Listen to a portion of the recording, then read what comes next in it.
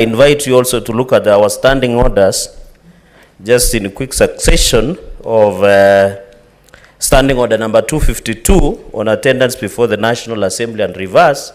So Speaker, Mheshimiwa Silvanus Osoro is a member of Parliament of South Mugirango, where the Deputy Governor is facing impeachment allegations. Number 2 is the Majority Chief Whip in the National Assembly, Mr. Speaker. So my concern, in as much as I'm aware of Article 50, but you must interpret the Constitution, both Article 50 and Article 73, Mr. Speaker. I'm aware Deputy Governor Monda is allowed to have a legal representative of his own choice. Mr. Speaker, is it in order for my brother, Mheshimiwa Silvanus Osoro, the MP of South Mugirango, to appear on behalf of Robert Monda, the Deputy Governor?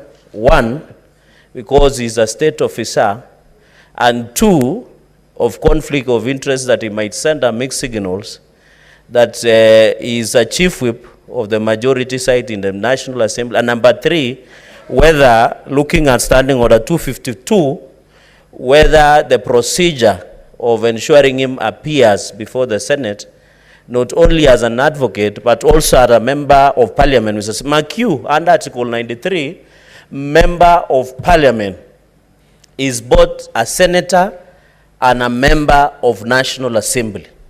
Mr. Speaker, some of us who are learned friends would have wished to appear on behalf of either side.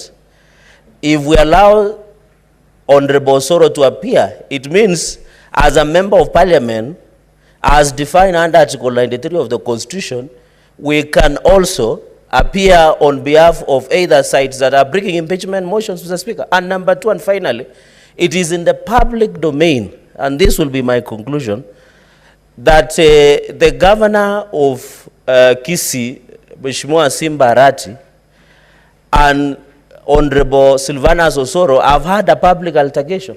Mr. Speaker, I beg that we should not use Senate as a playground of local politics of what is happening in Kisii, Mr. Speaker.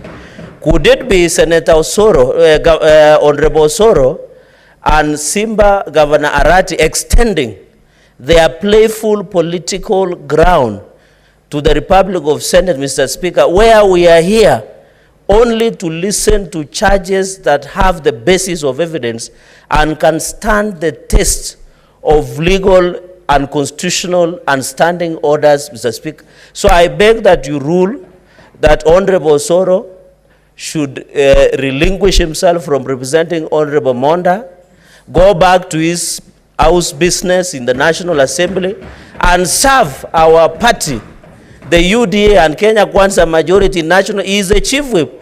We might lose some of the bills at the National Assembly, while Mheshimiwa Osoro is busy representing for personal, financial, gainful, and propelling his professional at the expense of the position that we gave him in the National Assembly, Mr. Speaker. So I beg your ruling, and Senator Osoro should go back to serve the people of South Mugirango and members of National Assembly, Mr. Speaker, and allow this House to proceed. And I know Senior Counsel Katwa Kigen and the other retinue of colleague Learned can do their job well, Mr. Speaker. So I request that on PO, let Mheshimiwa Osoro, there is no problem. They can still continue fighting with Governor Arati in funerals in Kisii, but not in this House. I submit, Mr. Speaker, sir. Now, yes, Senator Boni. Thank you. I hope it's a new matter altogether, not related to what has already been raised. Mr. Speaker. Is it something new, Senator Boni? Yes. Proceed. It is new to the extent that he has raised 4 things upon which you should rule. Mr. Speaker, I'm inviting you again to consider ruling on a 5th